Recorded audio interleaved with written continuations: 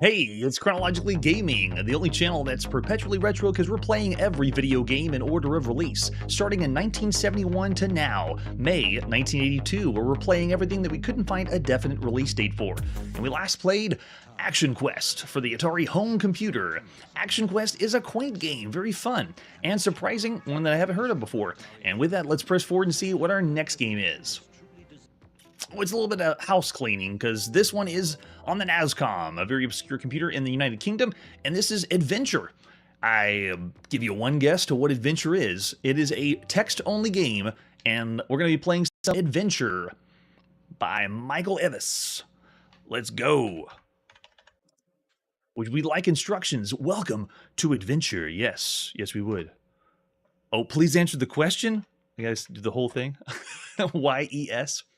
Somewhere nearby is Colossal Cave. Others have found fortunes in treasure and gold, though it's rumored that some who enter are never seen again. Magic is said to work in the cave. I will be your eyes and hands. And if this sounds familiar, we've probably heard it before. We've heard several variations of Colossal Cave, and this one's no exception. You're standing at the edge of a road before a small brick building. Around you is a forest. A stream flows out of the building and down a gully. And we're going to do this one a little bit fun compared to last time. So let's go east.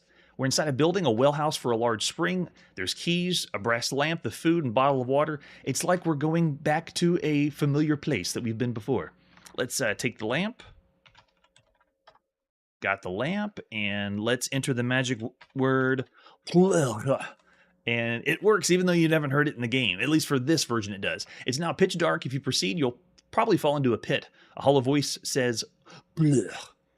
And yes, it does work. All right, so now let's go plover. And that one works too. Magical word that usually you have to hear first, but on this version, you're in a small chamber lit by an eerie green light. An extremely narrow tunnel exits to the west. A dark corridor leads northeast. There's an emerald here the size of a plover's egg. And we're just going to ignore the emerald for right now. Now let's go northeast. It's now pitch dark. If you proceed, you'll probably fall into a pit. So let's light the lamp. Your lamp is on. You're in the dark room. A corridor leading south is the only exit. A massive stone tablet embedded in the wall reads, "Congratulations on bringing light into the dark room." There's a platinum pyramid here, 8 inches on a side. And so now we want to get that pyramid. What? It understood pyramus? With one typo? It still got it? I'm surprised. Do I just see get pyramid again? Pyramid. Yeah, pyramus works. The typo works. I'm very surprised. All right, so then we want to say off. Your lamp is now off. It's pitch black. You'll proceed if you'll fall into a pit. And now let's go south. You're in a small chamber lit by an eerie green light. An extremely narrow tunnel exits to the west. A dark tunnel leads northeast. There's the emerald here, the size of a plover's egg. So now let's go after south. We're going to go plover again. Pitch dark, and then on. Turn the lamp back on. And then after we turn it back on, let's go back south. We're in the low north-south passage at a hole in the floor. The hole goes down to an east-west passage. There's bars of silver here. Get that silver. Okay. And then we'll go north. We're in a large room with a passage to the south, a passage to the west, and a wall of broken rock to the east. A large Y2 on the rock in the room's center. Centra. And then from there, we want to go... After getting the silver and going north, we want to turn us off. Lamp is off. And plug. Now we're back inside our building. And if you have seen the show before, we've done lots of text adventure games, including Colossal Cave and Adventure variants. And this one is exactly the same. Now, the NASCOM that we're playing on is an early UK computer that you would build yourself. And this release is kind of us just filling in some of the gaps of games we didn't play on the NASCOM, because later there's going to be games that you can only get on the NASCOM. There you go. It is a taste of Adventure or Colossal Cave. Either one you want to call it. This one is actually one of the first ones, or earliest ones you could have played in the United Kingdom, even before the Abersoft release and even before the Level 9 release.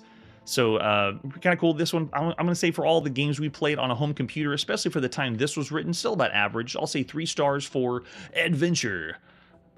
And after that obscure computer, let's go to another computer, shall we? At some point in May 1982, we got Alien Attack for the Commodore VIC-20. This one's also in the UK. And let's take a look at the box for Alien Attack.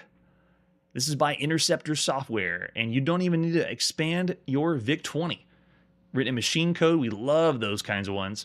Yeah, there's nothing on the back of the box, just showing off the front. And then any other art we have for Alien Attack. If you notice the front of the box, it's giving us the same vibes that we're going to play a space shooter game. If it was in a store, what would really sell you on the front of this box? Is there anything that's special about this one? I wouldn't say so. For other versions, we just have an alternate one and then a type-in one that comes out later in Germany. But for now, let's pop in and play Alien Attack at some point in May 1982 by Andrew Chalice and Interceptor Micros. All right, there we go. So this one gives us cursor keys or joystick if we want to play. So I'm just going to go and push the joystick. Yeah, and we're in. Alien Attack is ready to rock on our VIC-20. Oh, curious. So the aliens are just constantly bringing waves and waves down. It is not a slow crawl like Space Invaders, but it's also not doing dives and dips like if we're playing a Galaxian clone. This one is doing something we've never seen before. Just keep the aliens going. It's a constant scroll and rack up the points, but that means where's the gameplay, or where's the struggle or challenge? Oh, it changed. Okay, so we go to a different screen. I guess the first one is just waves in the inside. Oh, and this one looks like we can break through the back. So destructible walls behind us, and we blow those up. And I'm guessing we need to... Oh, it's not looking good. We got to destroy the pods in the back before that gets all the way to the bottom. Oh, man, yeah. So it is really reminiscent of Space Invaders now. As long as we don't get... And I'm only able to do one bullet at a time. Okay, let's see if we blow the last one up. Do we go to the next one? Oh, we do! And it explodes in spectacular fashion.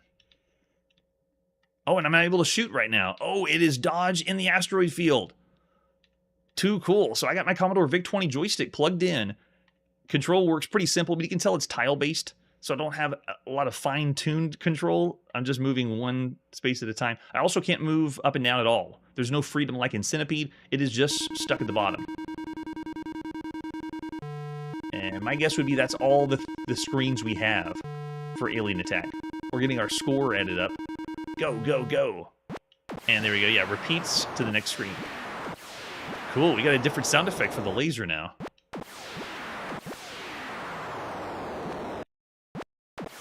Yeah, so multiple screens, and I would say this is a pretty average game for 1982. You'd have some good fun shooting up, not doing anything incredibly impressive, but it does switch up the gameplay a little bit with the different modes. Nice. Alien Attack. Yeah, I'm going to give that one, of all the games we've seen on a home computer, 3 stars. Perfectly average for 1982. And with that, let's see where we're going now. We're still playing all the releases at some point in May 1982. This is Android Attack, or Talking Android Attack for the Coco.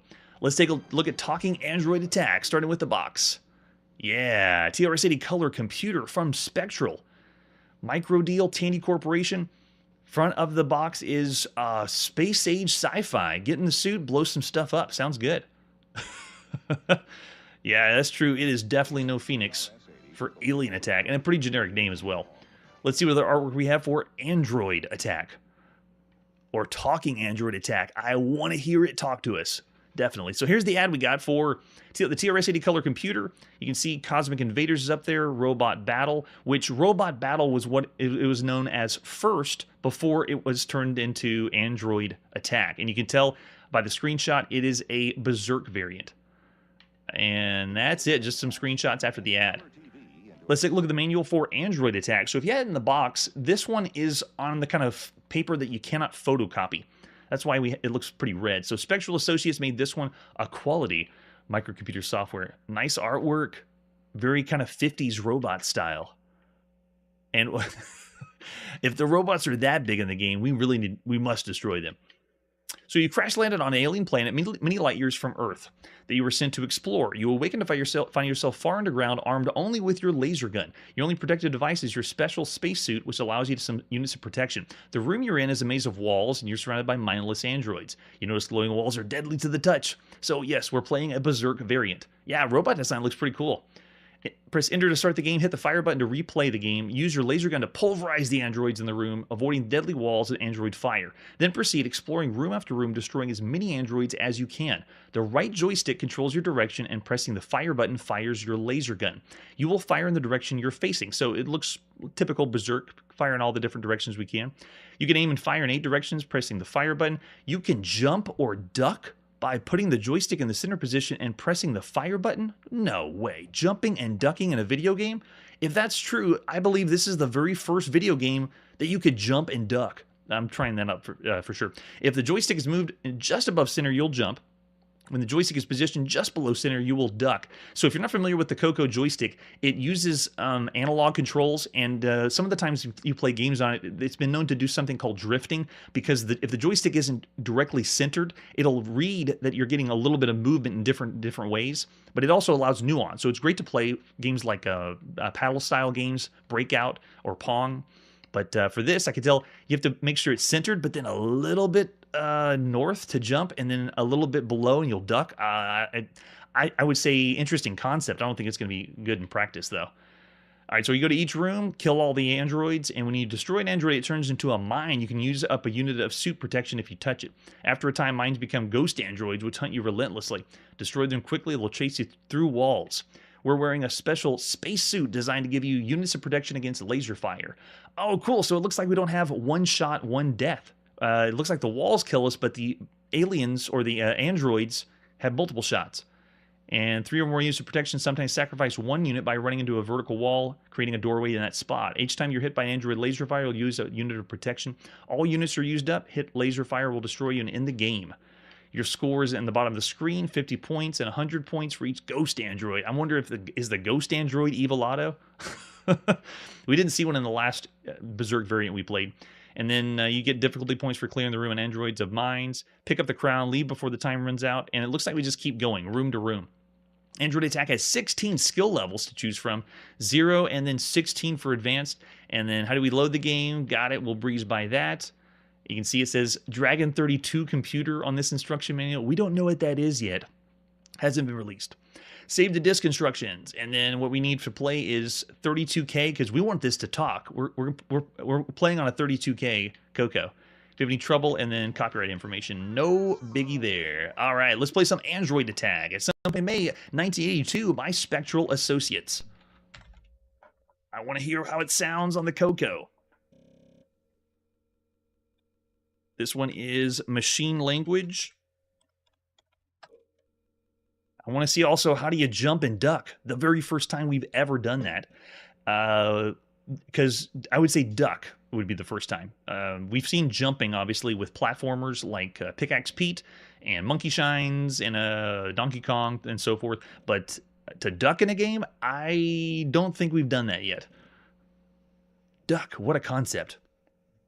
All right, here we go. Android Attack. What is your name? Sir Lancelot of Camelot. No, it is Chrono. Enter your skill level. There it is. 0 to 15. Let's go skill level 2 because I'm not sure about the controls.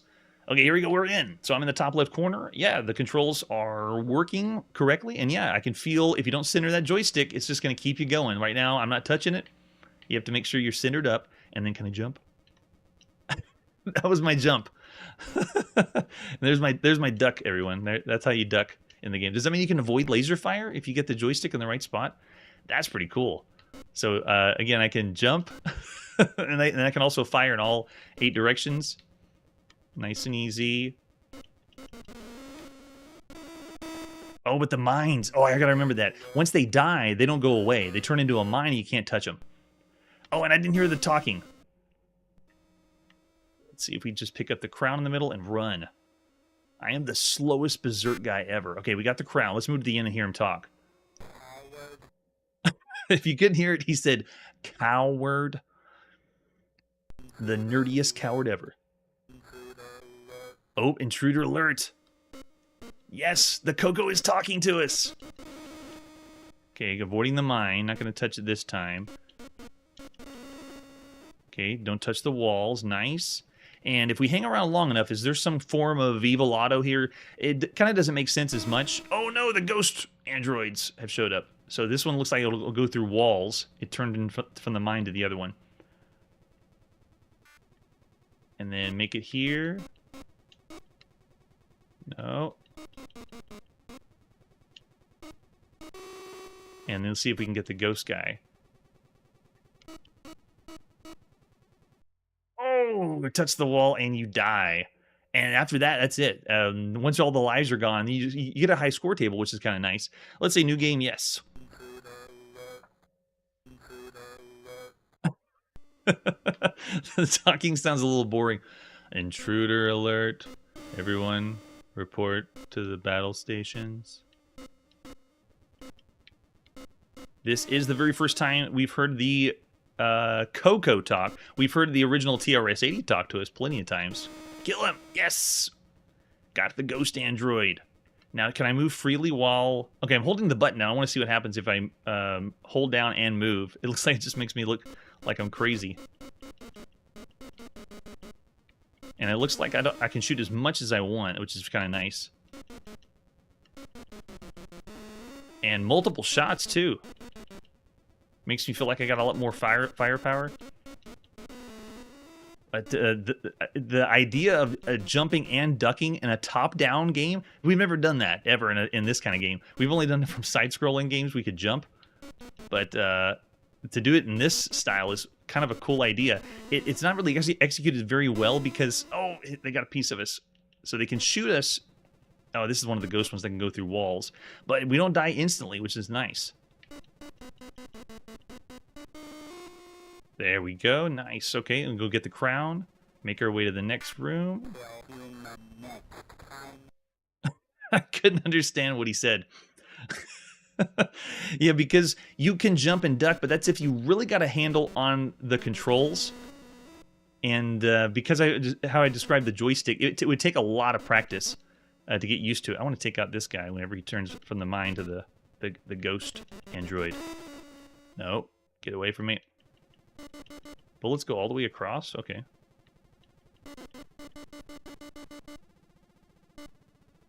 I wonder if it was a bet put on the developers, which we don't know exactly who developed this. We know it was the Spectral Associates, but I wonder if it was someone that said, but you can't make that game jump and duck. Or they played it and they're like, nah, it's boring. You need to make it jump and duck as a bribe to see if they would do it.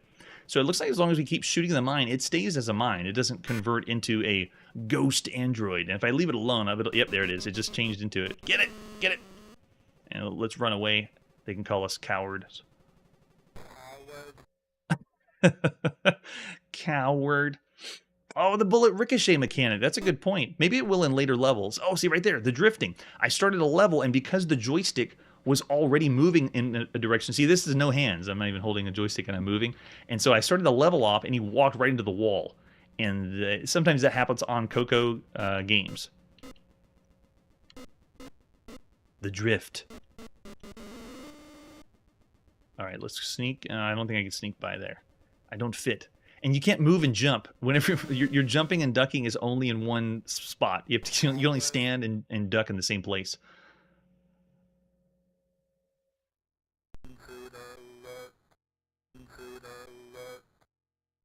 Yes! Talking video games! I'm not going to let you get the best of me. The androids also have the ability to shoot quite a bit, too.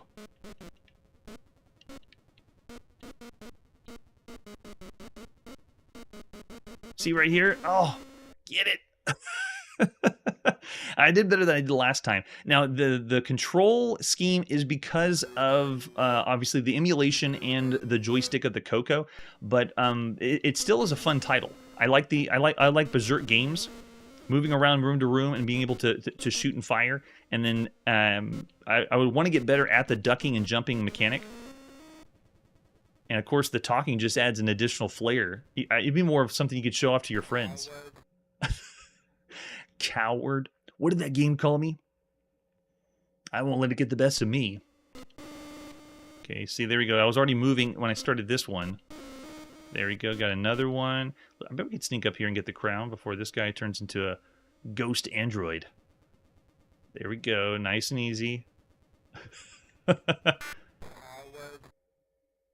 Yes, we are cowards. What are you going to do about it?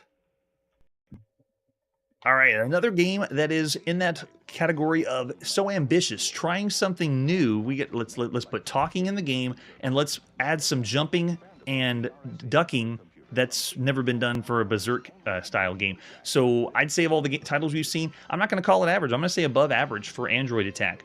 It's another title that I could still consider myself playing some more, getting familiar with the mechanics, and I just really enjoy playing video games that. Something comes out in the arcades, and then it goes to the home computer, and people just want to change little things about it. It's a lot of fun. Yeah, right? We only can do half stars, not quarter stars, but I'm with you on that, Chiptune. All right, so after Android Attack for the Coco, let's see what's next. We're going back to the Commodore VIC-20 in the United States this time, and this is Astro Command. Another space-themed game, very generic space-themed game. Let's take a look at their artwork for Astro Command. That is the most boring artwork. It looks like a Home and Gardens magazine cover, and it doesn't describe sci-fi as much. There's a few bullets over here on the right side, but no. Who is this? Vic Software? Or I'm sorry, Com Data House. That's what it is. No, just terrible, terrible. An example of the screenshot. And let's see if the game's any better. For all versions, we just have some alternate ones. Let's pop in and play Astro Command by Comdata Computer House sometime in May 1982. This one is in the style of like Missile Command, another one that we are not going to wait to load because it's going to take way too long. Okay, so we are in. Now this one is played where I have a cursor that I can move around, not as smooth as you think, but if you look over the far right side, our missile houses are three on each level. So if you keep firing off a bunch here on this level, you can see it would take the third missile away. And now I can't do any more on this level, so if I try, it won't work. I have to move down and quick fire off a different level and go for it. But gosh, it is using the VIC-20 joystick, which is a nice touch, but oh man, it's so clunky. I'm moving tile by tile, and it almost feels like I'm wishing there was a mouse invented at this point to play, because you only can move square by square. So it's very, very slow. This one should be redone as the same concept with all the missile silos on the right side, but you have a mouse control. So someone, quick, redo this game, redo Astro Command so that you can play a little smoother with the cursor. Yeah, it's just really clunky to move the cursor around with a joystick. And you see if I can do it with keyboard. Does keyboard work? Oh, wait, we have another enemy. Get it. I wasn't fast enough. Oh, wow. If he reaches the bottom, he wipes everybody out. So the alien gets down there and he just erases the whole city. All right, push the fire key again to play. So it seems the first level is 3 missiles per silo, and then the next one is 2. So you got to make sure you take out this guy or you die. But simple idea, it just doesn't control very well. Whenever you shoot the missile shot on when it causes the explosion or makes the white circle, it stays there a little bit just to keep it similar to Missile Command when an explosion hits. Yeah, if the front of this box didn't make you pass it, the game itself would. So Astro Command, I'm gonna say it's losing it on lots of fronts. I don't want to say bad because I really want this to be redone with the concept of all the missile silos to shoot off, but yeah, I'm gonna say bad. It's a bad title. We'll say 2 stars, the best of the bad for Astro Command, and it's that play control. Got to have that down for a really good game in 1982. All right, and with that, let's press forward and see what's next. Hold on. Mom and Dad said I could play Yars Revenge. Yeah. Who's getting even with who? You'll see. Yars Revenge is a video game cartridge you have to buy separately to play on the Atari Video Computer System. Your parents hook it up to the TV. Now you're supposed to be Yar, fighting the bad Kotai. The bad Kotai. You got him, Genie. Can I stay up late? Good night, Steven. This is the Atari Video Computer System. Yars Revenge and other video game cartridges are each sold separately. And that right there is, before Robot Chicken was even a glint in his eye, a very young Seth Green. Yeah, right there. In a commercial for Yar's Revenge. Kind of a weird one that I found. And this right here is the first issue of Atari Age magazine. Quick magazine. It's only about 10 pages long, but a fun read. Let's take a look at Atari Age and see what's going on in the May-June issue, or the very first issue.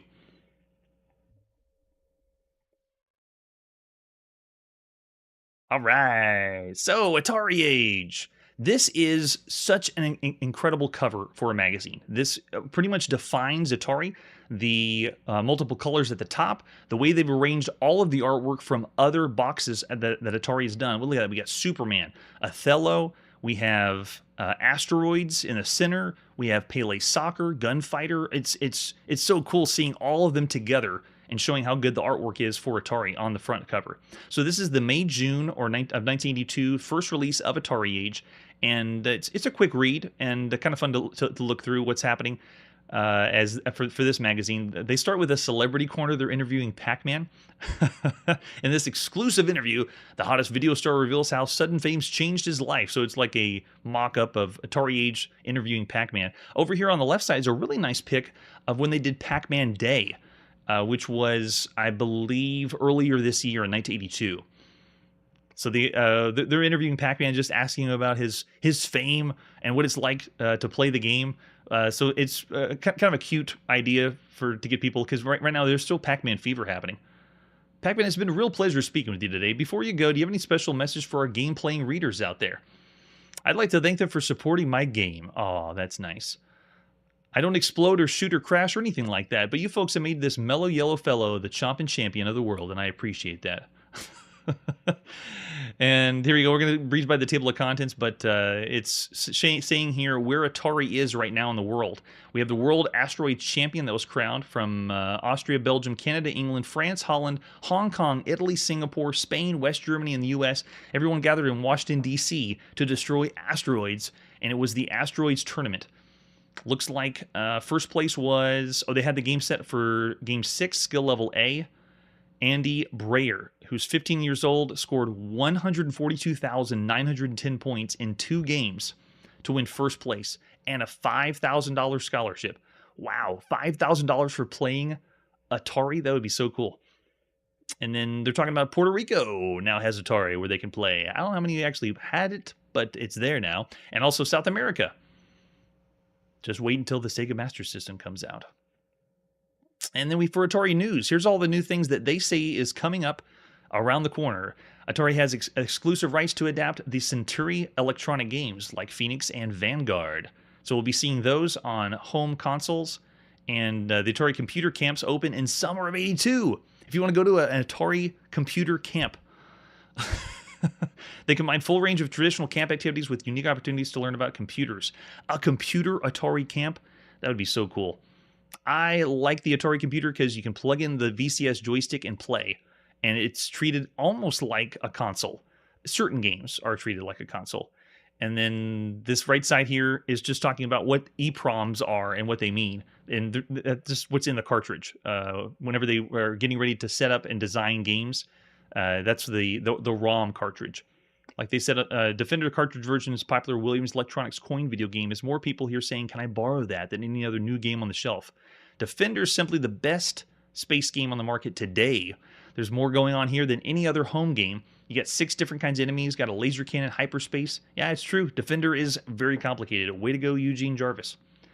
Atari's designers have captured the look and feel of the original arcade machine's gameplay with this cartridge, the Defender cartridge, which I don't think we've seen the Defender on the Atari VCS yet.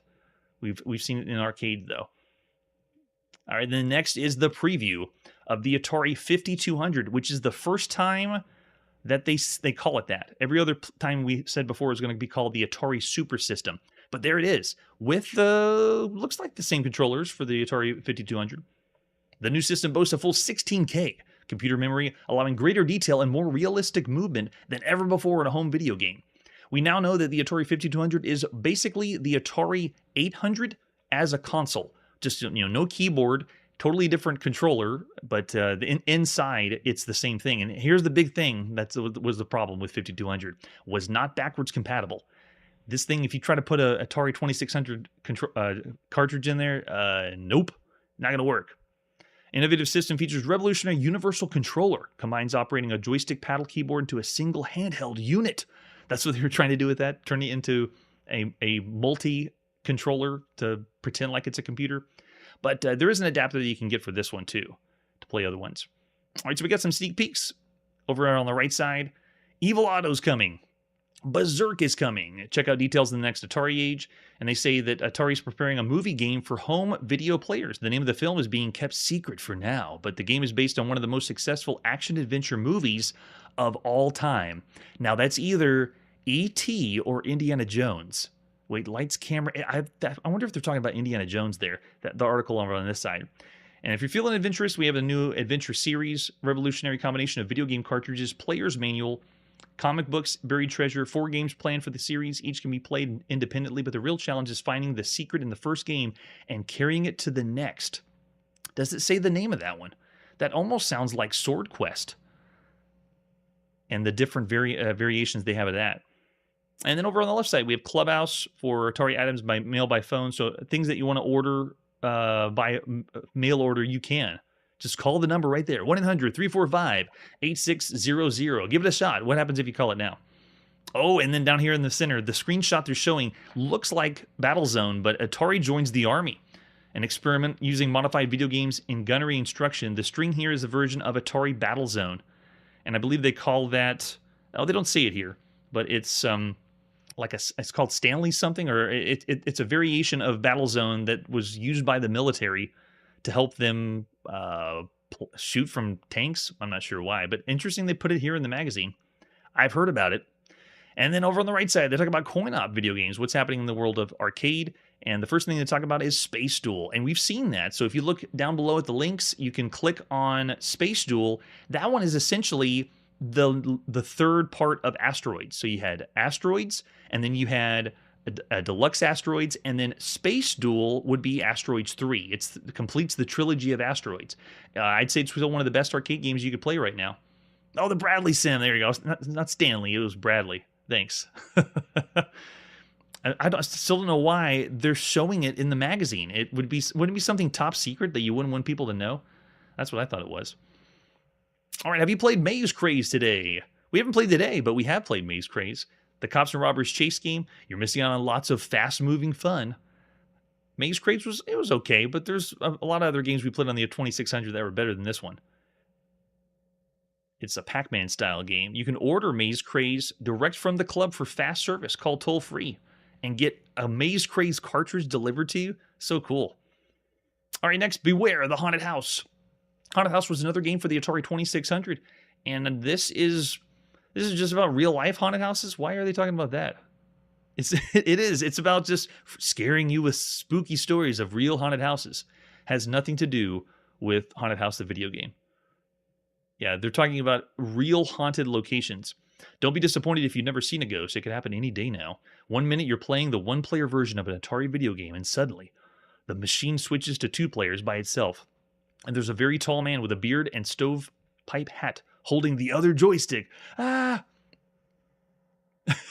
That's true. I could always say Atari boxes are all amazing. They're incredible. So how the game plays is a different story. But I love all the artwork for Atari stuff. All right, next is Game Grams. People writing in talking about this person played Adventure. They're in the Black Castle Grey Dungeon. He took the bridge, went to the small part, surrounded by the walls. He was inside and picked up a dot.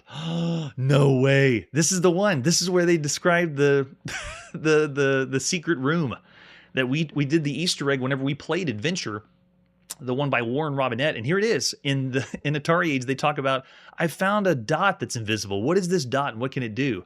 And here we go. They explain it. Congratulating you, and so does the sneaky programmer, Warren Robinette. That's awesome. I've heard about that. I didn't know it was in this issue of Atari Age. That's so cool. All right, over here is a checklist. You can check off how many Atari cartridges you own, and there's the price list for them. What is Maze Craze going for? $27 for Maze Craze right now. in 1982. Warlords is 32. So still nothing above $40 for Atari games. We got some accessories that are pretty cheap, but cool getting a look at what the games are like. And last, this is just the Atari Club. They have a screen scramble. Yes, you can just look for different words on the Atari, and answers are in the next issue of Atari Age. So we'll be checking out and seeing what the next Atari Age issue is. So there you go, Atari Age issue 1. A good read, a quick read, but lots of fun. All right, and with that, let's see where we're going now. We're back on the NASCOM, Computer in the United Kingdom, and this is Breakout. It's got to be Breakout, right?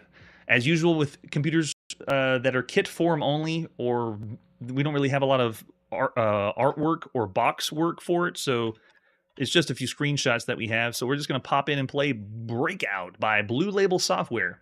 And if you see the copyright, it was originally around 1980.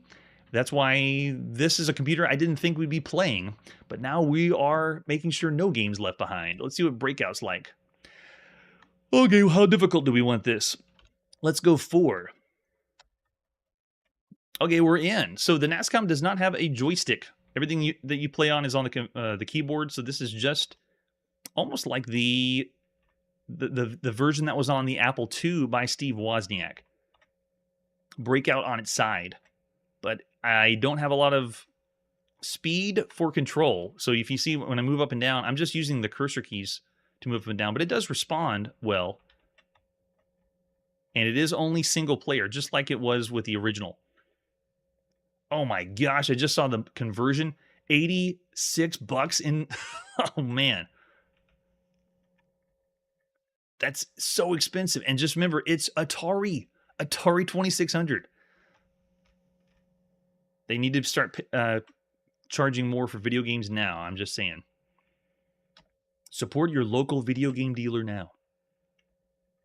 Or if you got mail-in order, do that. All right, there's Breakout for the NASCOM.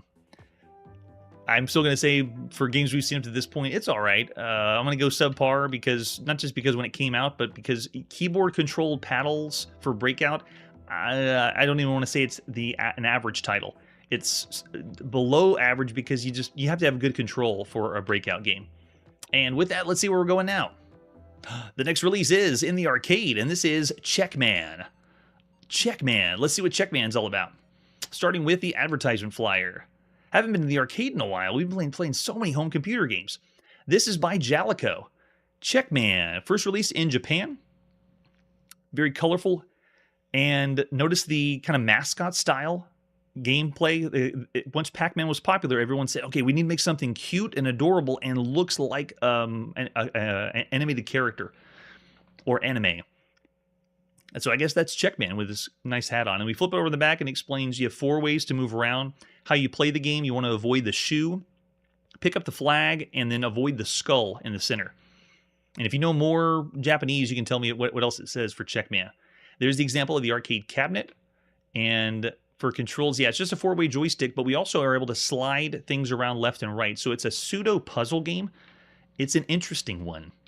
There's our arcade marquee, an example of the screenshot. It was first released in Japan, so we're going to check that one out first. And then when it came to North America, they changed a few things. So here is the first in Japan version of Checkman, developed by Xylec and Zenitone, published by Jalico at some point in May 1982. There we go, Japan Leisure Company.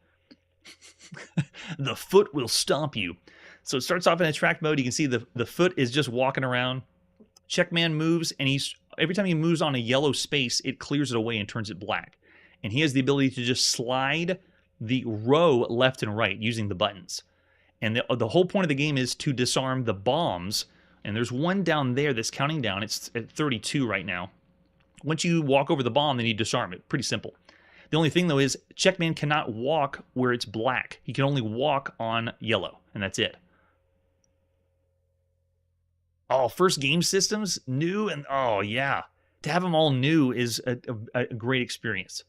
All right, let's put a coin in. Oh, here we go. No, your task is to defuse the ticking bombs before they reach 0. You gain points for picking the flags up, beware of skulls, and stomping boots. That's a perfect description. Why don't video games do this? It's because we're now in the arcades. We don't need a lot of complicated instruction. Here we go. Putting some coins in and pushing start. As usual, we get a very nice ditty. And here we go, walking around. I'm gonna go find the first bomb and disarm it. And so I'm just walking around freely, but if I try to move back to the left, I can't because it's black. You can only walk on yellow. And I can wrap around to the other side of the screen. You can see there. So this time I'm gonna wrap around this side, pick up that bomb, and now I gotta make my way up, but we have to make a path. So I had to slide the row over to be able to get to the bomb on top. All right, so now we got a bomb over there. Let's see if we can... Oh, this isn't looking good to get down there. I don't know if I can. We'll go this way. There we go.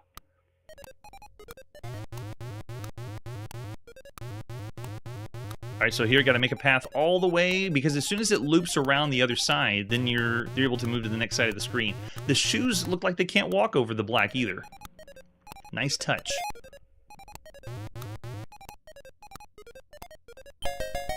There you go. And when you get enough bombs, it goes on to the next level. I have never heard of Checkman. I've only played it once to get ready for the show, and so you can see it's a really cool idea and concept. It's kind of like a top-down maze game where you're trying to clear everything or get the same colors across, but it's different. It's fresh. Diffusing bombs. Let's see if I can do this without making a single slide. Go, go, go. Don't let the shoes stop me. Oh, yeah, I think I can. Last one up here. Yeah, cool. Yeah, Checkman is pretty cool. And we get a cutscene. Oh, Checkman got flattened. Too bad, Checkman. You can see the influence of Pac-Man here. Every time Pac-Man walks... Oh, it's kind of like Dig Dug. He doesn't make any sounds or music until he moves, just like Dig Dug. Okay, we're going to make our way to the top, defuse this one. And now we want to get this one. Looks like we got multiple bombs now. Make a path here, and a path there. Very cool. So you can only walk on yellow. If you try to walk on black, it won't work. So you can slide panels back and forth to make a path so you can get by. And it's going to get more and more complicated. The bombs are now going to start going down faster. They give you multiple bombs. Multiple enemies are going to be on the screen now. And you can use the slide technique to your advantage. Plus, it's a lot more freedom than Pac-Man, because you notice I can wrap around top and bottom anywhere. In Pac-Man, you had only certain tunnels you could. There we go, nice.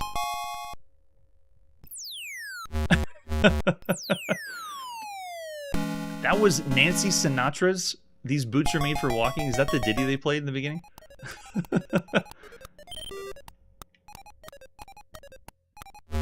Oh, he got me, flattened me. Yeah, it's just that when you move, it makes music. Not really like it's totally Dig Dug. Oh, got me again. How many boots do we have? 4 or 5? There we go. Nice.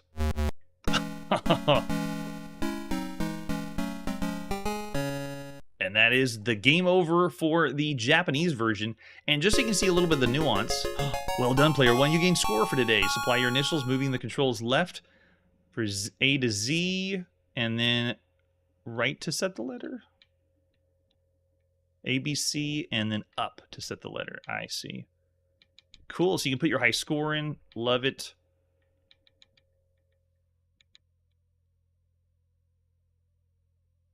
There you go. Cool. That's the way to do it.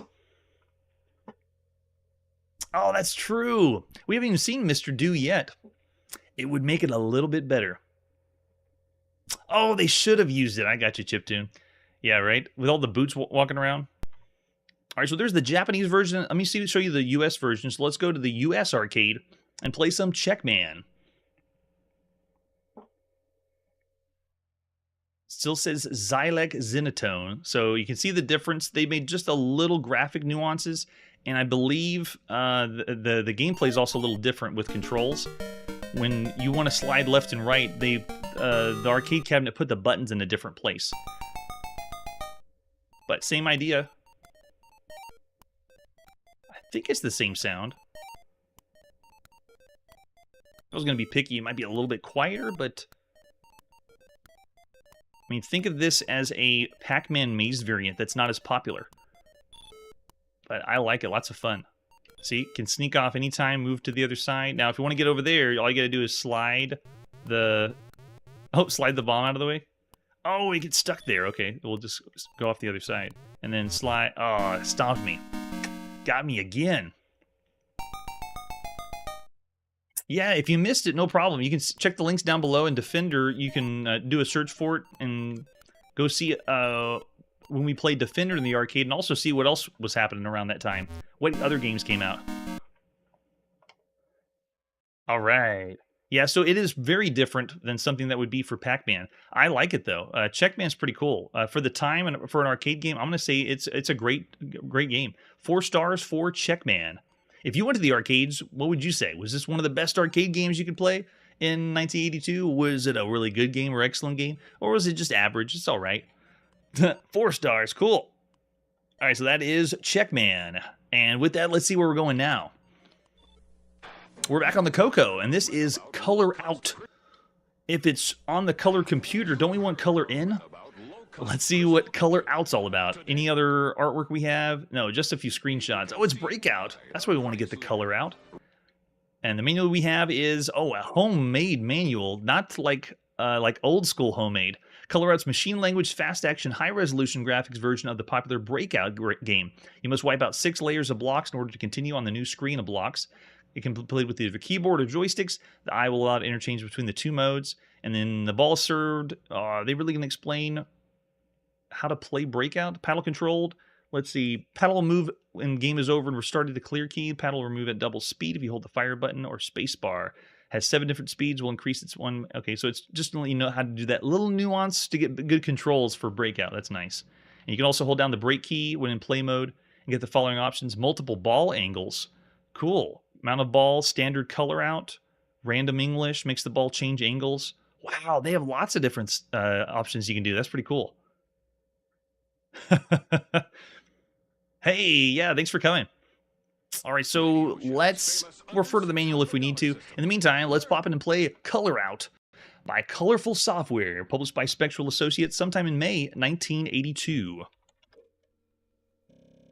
We played Breakout so many times. Will it really give us anything we haven't seen before? With all those controls and options, though, it looks pretty cool. Color Out, distributed by Spectral Associates. Hit the space bar to start. Oh, yeah, I got it. Yeah, they have different ways to add English to the ball or make it speed up and slow down. Now, can I do I to switch to... Oh, cool. There it is. Okay, now we're... Oh, nice. Okay, so now I switched it to joystick control. So now I'm playing joystick. And remember, this is the Coco. Wait, why does it feel like the ball's hitting, but it's not hitting? When you play on the Coco, it has analog control. So you have almost like similar to paddle control. So right now I have the joystick in, and yeah, it feels pretty good. It did feel like I hit the ball on the edge of the paddle, though, and it went right through.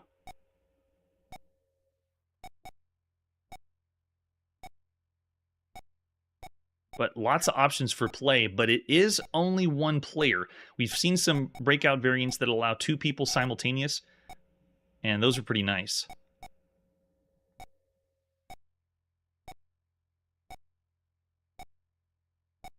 Yeah, that's good. So if this is all it was, kind of like we saw on the NASCOM computer, and they didn't have options for controls, different joystick, or ways that you can use the paddle, then I'd give it 2.5 stars. But because there's so many options, I'm going to go 3 stars for Color Out. It is a perfectly average game for a home computer in 1982. Yeah. Coco was a cool computer, Errol. I'm with you. Famous under $600 system. Oh, the biggest console, like video game console that I grew up mainly, was first the Atari 2600 and then the Nintendo Entertainment System. So that'd be the two big ones that I started with. And then I had friends that had other systems, and so the two most that I played was Atari and NES. And then later I got Sega Genesis, and then PlayStation, and then I would say that would be the newer retro kind of consoles. But for the generation we're in now, that makes me remember the kind of games I played. It was Atari and Nintendo Entertainment System that were big for me. So I am really stoked for next year, 1983, when the Famicom comes out in Japan, or the NES. So that's going to be so fun. All right, and with that, let's press forward and see our next game. Oh, our next one's also on the TRS-80 color computer, and this one is a massive game. This one's hard to discuss. So this is called the Dark Castle game system. And on the TRS-80 color computer, we've seen another game that allowed you to program your own pinball tables, save those tables, and then replay them later. Really cool idea, right? Well, this one takes it to the next level where I don't think we've seen any other home computer do what this game does. The Dark Castle game system is a design your own dungeon crawl game. Even to the point that you can play with two people, where one person's playing as like the pseudo dungeon master, and then the other person is actually in the dungeon. Kind of like an early version of Dungeon Keeper. So this is a very difficult game to do on the live stream because there's so much you can do. I will not be going through how you create your own dungeons because that would be way too long. It's like trying to explain to someone what Mario Maker is in a few minutes. So the Dark Castle game system allows you to build your own dungeons and floors of dungeons. And I'm going to show you how it works when you play a two-player game, because that's where it really shines. If you play the one-player game, it's very similar to other dungeon crawl games we've seen in the past. No, yes, this is not the Dark Castle that we've notoriously known as being a terrible game. It's a completely different game. Yeah, but dungeon crawls is where this one's at. All right, so let's take a look at the artwork. We have an ad for Dark Castle. This was in Microcomputing in May. Fully programmable graphics adventure system, as well as solo adventuring. Two-player option allows one player to become the dungeon's lord and direct creatures. Graphics show moving views of the evil lair, and the package allows players to create and save on tape an unlimited number of dungeons, and 3 dungeons are included inside. Oh, wow. Oh, the Apple Macintosh version? The Apple Macintosh version was all right. I actually enjoyed that one. The Sega Genesis one, no. And most of the other ports, yikes, they're scary. All right, we have a manual for this one. I don't think it's... Oh, yeah, okay. The manual is a homebrew one. This one's by L. Curtis B. because he went in and pretty much found out how this game works. And why we're able to showcase it here is because of his work. So a big shout out to L. Curtis B. for helping me with that. All right, let's pop in and play some Dark Castle game system. At some point, 1982.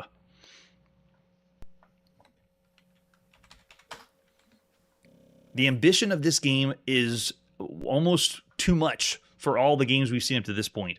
All right, so we're going to run this. This is in BASIC. I didn't know if we'd be able to get to this one tonight, but I know we're going to have to be finishing on this one because this one is so long. And you see what's also on the disc. They have Castle 1, 2, and 3, and they're like ones that came with the game. Now, you can play this one player, but I'm going to do 2 players because that's where this really shines, even though there's no one else with me. The Dark Castle game system. Castle Lord key, enter. So this means if you have been the Castle Lord key before, you can put in a code to play. And then the name of the Lord of the castle I'll make as Chrono. And then the stronghold is called, we'll do Castle 1. And then we want the old dungeon, one that's been done before. And if you make a new dungeon, you can see what it's doing. All the stuff you programmed in and saved is loading. So if I were to build this myself, this is all of the places and turns, items and enemies or creatures that you've put in and saved to the dungeon. So we want to go ahead and continue this dungeon. We're not going to save it. We're going to continue. And then now, if you played with 2 people, you'd have to play on the honor system. One person would leave the room. So if I was the dungeon lord, I'd be leaving the room. And then the next person, which we'll say is last person in chat, Rob. So the adventurer's here, and the adventurer puts their name in. So Rob's going to put their name in, and now Evil King Chrono is hidden in a dark lair called Castle 1. So if you design this yourself, you can name it anything you want. You can call it Fart Castle. And then the evil Lord Chrono would be hidden in Fart Castle. But we're using the default because we don't have the time to build our own dungeon. But you could. That's what's so ambitious about this game. All right, so Evil King Chrono is hidden in the dark lair called Castle 1. Which direction will you approach from? So you have a way to start. And we'll just say, let's approach from the south. And this is what Rob would be doing if they started the game. And it's a first-person perspective dungeon crawl, very similar to a Calibeth or Ultima. And now if you want to move through the dungeon, we walk ourselves forwards. And so you can see there's been a creature here. And we've been surprised for 0 minutes. The creature's 0 feet away, and now it says, what do you want to do? And so this is the point where you say, do you want to look at your stats? I think that's S. Or do you want to run away, or do you want to hit? And so we want to say hit. Blow hit the creature solidly, and then they hit Rob crushingly. That's not good. Well, let's hit again. So now you're making your first battle in the dungeon. And the creature missed this time, so now let's hit. The attack missed the creature, and the blow hit Rob. Oh, solidly. Doesn't look good. Uh-oh. And then your orders, Lord Chrono. Now, after the battle or the main player finishes their turn, then you would have to do a hot seat, switch places, and now the Chrono, whoever the dungeon lord is, sits down, and now they want to know what orders you want to do. In other words, make changes live in the dungeon. And so you have options to change what rooms and tunnels are. You can change where creatures go, and you just have to know all the codes to put them in. So if I want to make sure the end of this road ends with a long hallway and then turns left and right, I just do T. And then the next part, if I want to add any more creatures in, I can. Like if I want to put a spider in, I would know this is the code to put the spider in. And then if I want to add any treasures like a sword and drop the sword down, I would do W, like that. And so it knows that I have no creatures with you for errands. So that means I have to program in and say I want certain creatures to be coming in to be ready to go in the dungeon. So it's really similar to a Dungeon Keeper or games where you're able to manipulate the dungeon while it happens in real time. Such a cool concept. And now it says you wish to send a messenger. And this is if, again, you're playing on the honor system. I don't know exactly where Rob started in the dungeon. And so this would be, I could send a messenger if I started with one down into the dungeon and put him in a certain spot to be a lookout, to see if I can see where he is, and then decide which creatures I want to put in the dungeon. Yeah, it would have been so cool in 1982 to play this. So yeah, if I try to send a messenger, it says I'm out of messengers because I didn't begin this Castle 1 that we loaded up didn't come with it. So do you wish to move a creature? I'm going to say, yeah, let's move someone. Which level and sector do you want the creature to come from? So if I want to move someone from 4, 3, 2, I'll do that. Oh, wait, is it 4, 3? Maybe there's not 4, 3, 2 on here. Yeah, I don't think there is. And then after you finish your turns as the dungeon master or the dungeon lord, then the next player takes their turn and walks through the dungeon again, and it keeps going back and forth. So it's a really, really fun game to play with 2 people, but you have to know all the commands. And so this is just a quick taste of what the Dark Castle game system is, and I couldn't be able to do this without L. Curtis B., who helped with commands of how to actually play this game. Now, if I had enough time in 1982, this would be such a fun game to play with 2 people. You'd have to spend the time to get to know what the commands are, and obviously, if you wanted to really get ambitious, you could build your own. And so it almost comes down to the other tactical games we played on the show that you could spend months and months playing. This is another game that you could spend months and months playing. Really, really cool. All right, so for the Dark Castle game system, while we didn't play as much, it really depends on what kind of level you build, because you're building the dungeon yourself. And of all the games we've seen up to this point, it's very ambitious, but it is very buggy too. So there is things that don't go as smoothly as when you play with Ultima or a Calibeth. Those are a little more polished. Dark Castle game system is ambitious for all of what it does for games, but because of that ambition and how far it goes, I'm going to go for 4 stars for Dark Castle game system. I can't give this, as far as all the computer games, as one of the best of all time, but it's up there as a very good game for 1982. Really cool idea. All right, so that's where we got to put our video game playing on pause this evening. If you could go back in time to 1982, this where we are and rate these games on our 5-star rating scale. What would you rate them at? And if anything has been missed in the past, please drop me a line and let me know if we need to add any games or play them again. That's it for today, and like I always say, games are all around you. You don't need to find them. They will find you. Hey everybody, thanks for checking out the channel and joining me on my quest to play every single video game in order of release. We'll be streaming live every weekday at 9 p.m. Central, so join us and let us know if we missed any games along the way.